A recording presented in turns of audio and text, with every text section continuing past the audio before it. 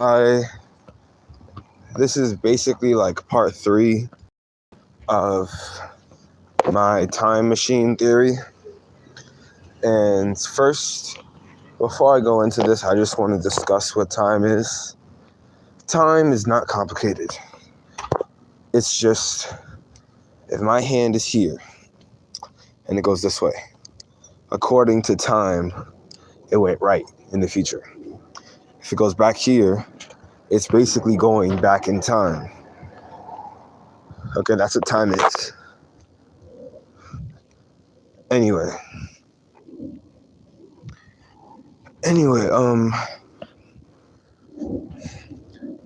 actually, I also want to say that this is kind of hard to think about, but like, we're kind of getting killed every single second and getting reborn again. So like, if I died and my mind was re-uploaded to a computer, I wouldn't even know, or would I? Because I'd be dead, but then there'd be another me. So it's kind of interesting to think about. You live this side? Oh, no, I live that side. This is my friend's house. Oh, so you go by your friend and then go back? Yeah. Okay. For the basketball practice. So, yeah, that time is really interesting because, yeah, kind of die every second. Okay, anyway, back to the important matter at hand. Time machine. How to make a time machine. Well, as I said before, time is just the difference between one position of an object to another. So this to this, that's the difference in time. That's all time is. If everything stopped moving, time would never go. If everything stopped moving, then there would be no time. Think about it this way. In the present, where is everything moving? In the present, nothing is moving. In the future, everything is moving, so that's what time is. Okay, so how do you go to the past? In order to go to the past, you need everything to essentially go back to the position that it was in before. That's how you go to the past. Okay, so time machine. I basically finished my time machine topic for part 1 and 2, but I'll just do a summary of it for this one. The summary of the time machine that you could build is that in order to go to the future, you just need to go really fast. And in order to go to the past, you need to go really fast. That's basically the summary. You have to go really fast for both. And for the future, you have to go like really, really fast. And in order to go to the past, you have to go unthinkably fast. Like, when I say unthinkably fast, I mean unthinkably fast.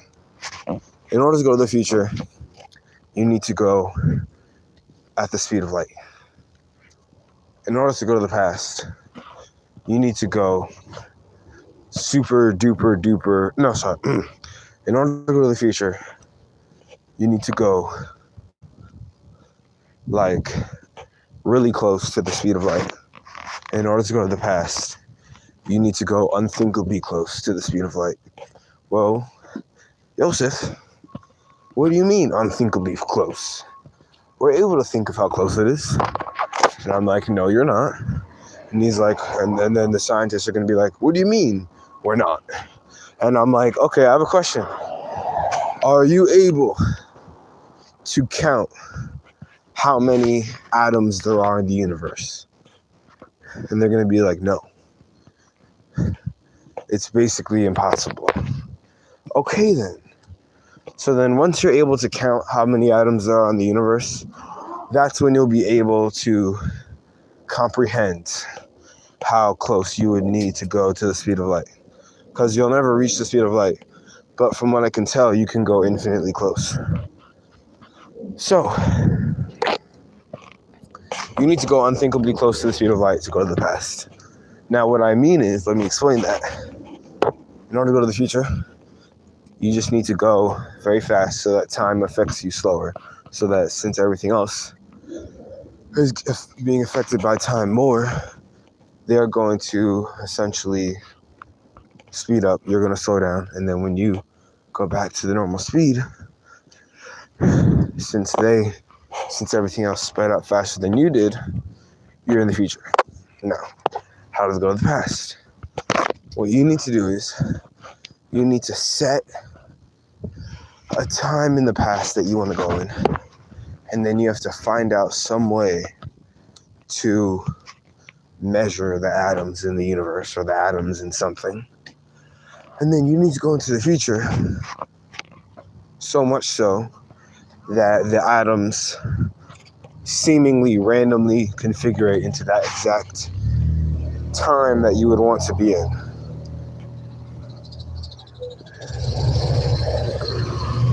The more specific, I like that grocery bag yesterday. I need more of those. I need more of them. Okay, so this is my scope, by the way. In order to go to the past, you need to set a destination or a configuration. You need to decide that destination. Let's say I want to go to 1960s. Okay, let's say I had my time machine built and I wanted to go to the 1960s. I would find a way to get the configuration of atoms in the universe. I'd find a way to seemingly memorize the configuration of atoms in the universe and put that into the computer. And then my computer would go so far ahead of time that the universe went through an unthinkable amount of Big Bangs. And then eventually I would basically go into the past because the atoms would be the same configuration that I want. And this is really hard to explain, but I'm trying my best. It's a lot of words that have to be put into it. Okay, guys. Bye, guys.